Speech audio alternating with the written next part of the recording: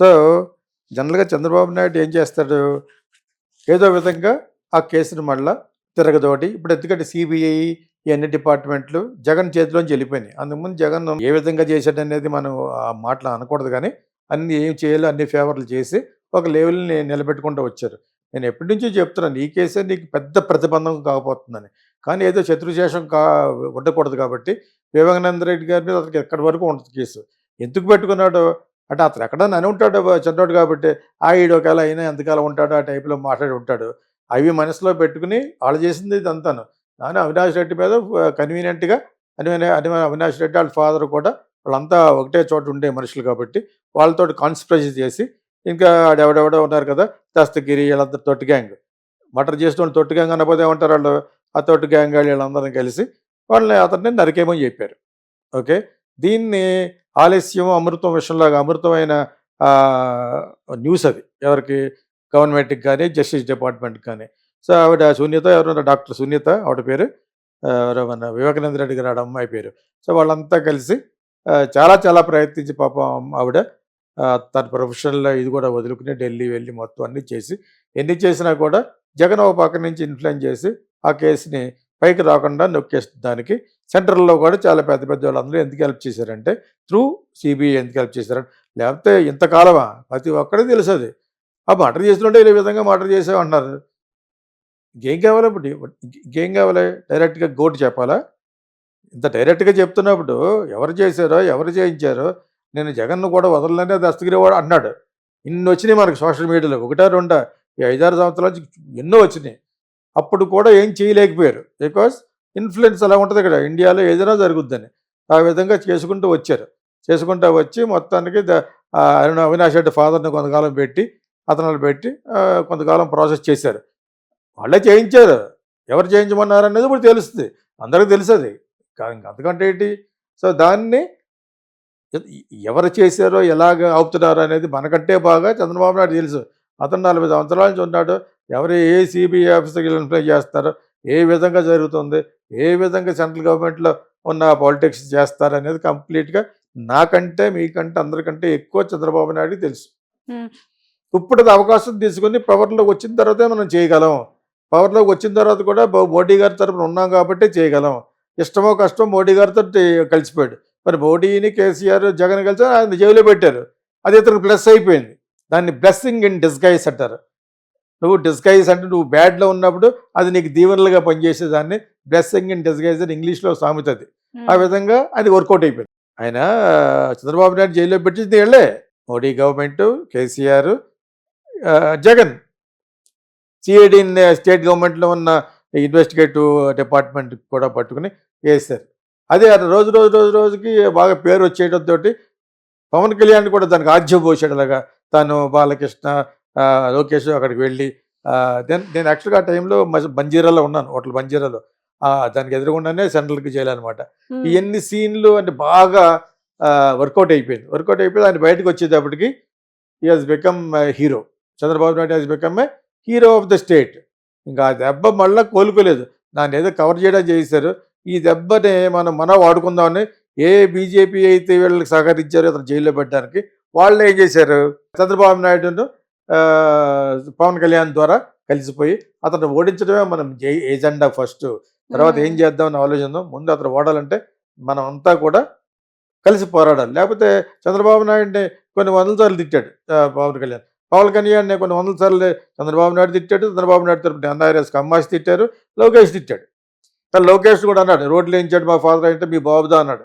ఎవడో పవన్ కళ్యాణ్. ఇవన్నీ ఉన్నాయి. నేను ఒకసారి ఎందుకు చెప్తానంటే పాలిటిక్స్లో ఒకసారి కలవాలనుకున్నప్పుడు ఒక ఎజెండా, కామన్ ఎజెండా ఏంటి? To defeat Jagan. జగన్ను ఓడించడం అనేది మెయిన్ ప్రాతిపదికగా పెట్టుకుని మనం అందరం కలవాలి, మన ఓటు చీలకూడదు అనే ప్రాతిపదిక పెట్టి తెచ్చింది Pawan Kalyan. The idea behind the entire defeat, the game of defeat for Jagan అనేది జగన్కి పవన్ కళ్యాణ్కి వచ్చి ఇంతకుముందు రిమైండ్ చేసిన దానికి అక్కడక్కడ చురకగా అనిపిస్తూ ఉంటుంది. ఈ జనసేన వాళ్ళకి పలకూడదు, నిజం మాట్లాడుకోవాలి. నేను అది మర్చిపోయి రేపు ఆలోచించి అలా ఉండకూడదు. నేను అలా ఉండను. నేను దాని గురించి చెప్తాను అనమాట. దాని గురించి మంచిగా మాట్లాడినప్పుడు భలే మాట్లాడాడు, మంచిగా లేకపోవడం జరిగింది చెప్పాను నేను. ఏం చెప్పాను, చంద్రబాబు నాయుడు వీళ్ళు తిట్టుకోవడం తెలియదా, ఎన్ఆర్ఎస్ అతను పావులాడడం తెలియదా, ఎన్ఆర్ఎస్ ఇతన్ని దత్తపుత్రుడు తెలియదా, ప్యాకేజ్ అన్నప్పుడు ఒక్కసారి డిఫెండ్ చేశాడా, నేను ప్యాకేజ్ ఇవ్వలేదని ఇప్పటికీ చెప్తున్నాను. ఈ రోజు కూడా అతను ఎందుకు ప్యాకేజ్ అంటున్నారు అని కలిసిన తర్వాత కూడా ఎందుకు ప్యాకేజ్ అంటున్నారు, నేను ఏమన్నా ఇచ్చానని అనలేదా, ఈ రోజుకి అండవు చంద్రబాబు నాయుడు పవన్ కళ్యాణ్ గురించి. సో ఇవన్నీ పక్కన పెడితే జగన్ని ఓడించడానికి వేసిన ప్రాతిపదికలో ఉన్న రహస్యం డెఫినెట్గా ఆ ఎజెండాని సక్సెస్ కావడానికి కారణం ఓన్లీ పవన్ కళ్యాణ్. ఓకే, దేశం అంతా తెలుసు, రాష్ట్రంలో తెలుగు రాష్ట్రాలందరికీ తెలుసు. ప్లస్ అతను నిలబడిన ప్రతి సీటు గెలిచాడు. అప్పుడు కూడా అన్నాం మేము వీడియోల ద్వారా, ఇంకొక 30 సీట్లు అడిగాను. ఎందుకు భయపడ్డాను, లాస్ట్ టైం 2 చోట్ల ఓడిపోయాను, ఒక్కడే ఒకటి బేవర్స్ గెలిచాడు, ఆ బేవర్స్ కూడా వైఎస్ఆర్సీపీ గెలిపాడు. అంచేది ఇటువంటిప్పుడు నేను నిలబడడం అంత కరెక్ట్ కాదేమో అని చంద్రబాబు నాయుడు వాళ్ళు కన్విన్స్ చేసి దానికి పడిపోయాడు, నమ్మేశాడు. ఇప్పుడు ట్రెండ్ వేరే, ఈ ట్రెండ్లో నువ్వు గెలుస్తావు, అయినా కూడా ఎక్కువ సీట్లు అడగలేకపోయాడు. సో ఓకేనా. సో ఈ ఈ సందర్భంలో గెలిచారు కాబట్టి ఈ టైంలో శత్రుశేషం ఉండకూడదు అని చంద్రబాబు నాయుడు మెయిన్ ఏజెండా అంటే వాళ్ళ అబ్బాయికి రూట్ లైన్ చేస్తున్నాడు. రేపు వద్దట అతను తెలిసి అతను అక్కడ పెద్ద పప్పు చిన్న పప్పు కదా, ఈ పప్పును కరెక్ట్ చేసుకుంటూ వస్తే ఈసారికి మంగళగిరిలో గెలిచాడు. నువ్వు ఒక్క చోట కాన్సన్ట్రేట్ చేస్తేనే నువ్వు గెలుస్తావు అని బాగా కాన్సన్ట్రేట్ చేశాడు, అక్కడ ఓడగొట్టాడు. అదేందా డబ్బులు ఖర్చు పెట్టారు, ఫైనల్గా డబ్బులు ఖర్చు పెట్టకుండా ఏది జరగదు. ఓకే, ఇంక్లూడింగ్ పవన్ కళ్యాణ్ కాన్స్టిట్యున్సీలో కూడా డబ్బులు ఏదో కొంచెమో తొనమో పడో ఖర్చు పెడితేనే, ప్లస్ అతనికి ఉన్న మూమెంట్ కాపులు సపోర్ట్ చేయడం అంతా బాగా వర్కౌట్ అయ్యింది. సో అటువంటి టైంలో ఇప్పుడు చంద్రబాబు నాయుడు ఏం చేస్తాడు ఈ వయసులోనూ, కొడుకు అంటే టీడీపీ, దాన్ని రూట్ క్లియర్ చేసి సుఖవంతంగా ప్రయాణం అవ్వాలి. ఏమంటారు, ప్రసవ వేదన సుఖంగా జరగాలంటే అక్కడ లైన్ క్లియర్ చేయాలి. ఆ లైన్ క్లియర్ చేసే ప్రాసెస్లో జగన్ని లేకుండా చేసేస్తాడు పార్టీలో. అతను ఆల్రెడీ దానికి అనుగుణంగా ప్లాన్ వేసి సెంటర్కి వెళ్ళిపోదామని చెప్పేసి ఎంపీ నిలబడుతున్నాడు, అవినాష్ రెడ్డిని రిజైన్ చేయించి. ఎలాగో కొంతకాలం జైల్లో ఉన్నారు కాబట్టి ఇది ఆగదు. వాళ్ళు ఎవరో పక్కగా అరెస్ట్ చేసి జైలు చెక్ చేస్తే తర్వాత వాళ్ళు బెయిల్లో వస్తారా అనేది అందరికి తెలిసిన విషయం. అది డెఫినెట్గా బయటకు వస్తారు, 1 సంవత్సరం మర్చిపోయి ఇస్తారు, బయటకు వస్తారు. ఇటు వివేకానంద గారి అమ్మాయి కూడా పైరలకి వీళ్ళు మర్డర్ చేశారని చెప్పేసి మరణశిక్ష వేయరు. చేసినోడు కూడా చేయించినోడు చేయించినోడు కాబట్టి అదే కాబట్టి దాన్ని అలా వదిలేస్తారు. ఓకే, డైరెక్ట్గా మరణశిక్ష చేసినా కూడా మార్కులు 3 వెళ్ళిపోతాయి. భారతదేశం అటువంటి సెంటిమెంటల్ కంట్రీ కాబట్టి. సో చేత ఇప్పుడు ఒరిగేదే ఉండదు అమ్మాయికి. ఓకే, మళ్ళీ యూనివర్సిటీ వాళ్ళు పెట్టారు, ఒక 10 సంవత్సరాలు ఇలా ఐడియాలు ఇచ్చినందుకు 10 సంవత్సరాలు జైలు వేసారు అనుకో, ఆ 10 సంవత్సరాలు 1 సంవత్సరం బయటకు వచ్చేస్తాడు. అదేందా, ఇంతమంది చూసాం, నాకు తెలిసిన వాళ్ళు చాలా మంది బయటకు వచ్చారు. ఓకే, సో ఇవన్నీ జరుగుతూ ఉంటాయి. ఇవన్నీ జరిగేది ఎక్కడంటే భారతదేశంలోనే. ఇప్పుడు లాను మార్చారు, క్రిమినల్ లా మార్చిన లాస్ ఏంటనేది ఇంకా పోలీస్ ఆఫీసర్లు మనకి చెప్పాలి బాగాను. సో చంద్రబాబు నాయుడు గారి ఎజెండా ఏంటంటే జగన్కి దెబ్బ కొట్టాలి. నువ్వు కొడితే దెబ్బ కొట్టించుకోవడానికి రెడీగా ఉండడు, ఎందుకంటే ఇతని సహాయం ఇంకా మోడీ గారికి కావాలి, జగన్ సహాయం మోడీకి కావాలి అని చేస్తే సెంట్రల్కి వెళ్ళిపోతాడు. వెళ్ళిపోయి అక్కడి నుంచి చక్రం తిప్పుతాడు అనుకోండి డబ్బులతోటి. డబ్బులు పడ్డవాళ్ళు ఎవరు, ప్లస్ ఏమో జగన్ మోడీ గారు జగన్ అంటేనే ఇష్టం, దాని చంద్రబాబు నాయుడు ఇక్కడ కాంట్ బట్ పొజిషన్లో కలిశారు because of Pawan Kalyan. Okay, ఎవరో శాశ్వతం కాదు ఇక్కడ. ఇప్పుడు ఎవరో మన పవన్ కళ్యాణ్కి కూటమికి పరపతి పడిపోయినట్టు ఏదో ఒక ఇన్సిడెంట్ జరుగుతుంది రేపు, మొత్తం వీళ్ళు అనవసరంగా వేసారు, వీళ్ళకి ఓటు అనిపించుకొని వచ్చినప్పుడు అక్కడ మళ్ళీ ప్లేట్ మారిపోద్ది. ఇప్పుడు ఏదైనా అది కూడా డేంజర్లో ఉంది కాబట్టి అదంటే బీజేపీ కూడా ఆ గవర్నమెంట్ కూడా చాలా మైనారిటీ గవర్నమెంట్, అందరూ కలిస్తే ఆ లెవెల్కి వచ్చింది, లేకపోతే 240 వచ్చింది. దానికి వాళ్ళు 400 అనుకున్నట్టు వచ్చేసి ఉంటే వాళ్ళు 330 కాకుండా ఒక లెవెల్లో ఉండేవాడు. ఇప్పుడు అలా లేదు. సో వాళ్ళు కూడా జాగ్రత్తగా ఉంటారు, because everything is depending on the voting in the parliament for state voting in the assembly.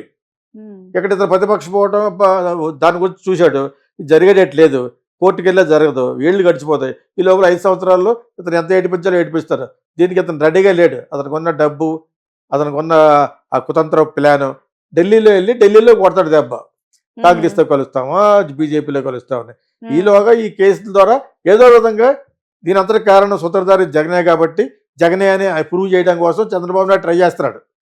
ఎలక్షన్లోనూ ప్రజల్లోకి వెళ్ళటానికి డిస్క్వాలిఫై చేస్తున్నాడు, నీకు అర్హత లేదు, అన్నట్టుగాను. అది అంతవరకు అంత ఈజీగా జరగదు. ఆ విధంగా అయితే మీకు ఉన్నాయి కేసులు. ఓకే. స్కిల్‌కి సంబంధించింది ఏదో ఉంది కదా! ఆ కేసు ఉంది. తర్వాత మళ్ళా పట్టుకొస్తున్నారు. ఈ మధ్యన చంద్రబాబు నాయుడుకి సంబంధించిన ఈ షేర్ వాల్యూ వాళ్ళ బిజినెస్ పేరు మీద ఉన్నది సడన్‌గా పెరిగింది. అది వాళ్ళే చేశారు. సెంట్రల్ గవర్నమెంట్ వాళ్ళు వాళ్ళే హెల్ప్ చేశారు. ఇంకా చాలా ఉన్నాయి. అవి కేసులు కాకపోయినా ఇతని మీద డైరెక్ట్‌గా కేసులు చాలా ఉన్నాయి. అంచేత కేసులు లేనోళ్ళు ఉన్నాడు వాళ్ళు పాలిటిక్స్‌లో నిలబడకూడదంటే 98% ఎవరు ఉండరు. ఫ్రెష్‌గా ఏ కేసులు లేనోళ్ళే పాలిటిక్స్‌లో ఉండాలి. 70 ఇయర్స్ రిటైర్మెంట్ అంటే ఎవడో ఉండడు అక్కడ. ఇంట్లో హ్యాపీగా బఠానీలు తింటూ కూర్చోవచ్చు. ఆ పొజిషన్ లేదు. మోడీ గారే రిటైర్ అయిపోవాలి, చంద్రబాబు నాయుడు రిటైర్ అవ్వాలి. ఇంకా చాలా మంది ఉన్నారు. అలాగా చాలా మంది ఉన్నారు యాక్చువల్గా. సో ఇక్కడ మళ్ళా కేసులు తిరగడవడంలో సునీత మీద రెస్పెక్ట్, వివేకానంద మీద రెస్పెక్ట్, వాళ్ళకి న్యాయం జరగాలని రెస్పెక్ట్. ఎవరున్నారు? కూతురు ఉంది వివేకానంద రెడ్డి, తర్వాత ఉంచుకున్న ఒక అమ్మాయి ఉంది, ముస్లిం అమ్మాయి. అంతే. వాళ్ళకి నిజంగా సహాయం చేయాలనుకుంటే ₹1 ఇవ్వచ్చు. ఇక్కడ ఏదో విధంగా జగన్కి దీని అంతటి కారణం సూత్రధారి జగన్ అని ప్రూవ్ చేస్తే అతను చాలా వరకు ప్రజల మనసులో క్వాలిఫికేషన్ కోల్పోతాడు. ఆల్రెడీ కోల్పోయాడు. అర్థమైనప్పుడు సో ఆ లెవెల్ పట్టురావడం కోసం చంద్రబాబు నాయుడు చేసే విశ్వ ప్రయత్నం అనమాట ఇది. దానికి ఎత్తుకు పై ఎత్తేస్తారు కదా. అందరూ డబ్బులు బోళ్ళు ఉన్నాయి, ఎన్నో వేల కోట్లు ఉన్నాయి. దాన్ని అక్కడికి వెళ్ళి దాన్ని మ్యానిపులేట్ చేస్తాడు. డబ్బులు ఒకటే కాదు, డబ్బులు ఉన్న వాళ్ళు చాలా మంది ఉన్నారు. కానీ డబ్బులతో పాటు ఇతను ఆల్రెడీ ఒక ఎగ్జిస్టింగ్ పార్టీ, పెద్ద పార్టీగా ఉన్నది పడిపోయింది కదా.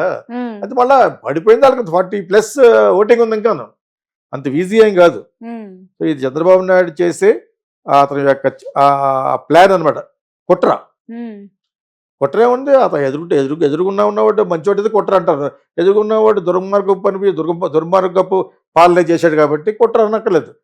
Is removing for what? ప్రజల గురించి కాదు, వాళ్ళ అబ్బాయికి సేఫ్టీ చేయడం కోసం.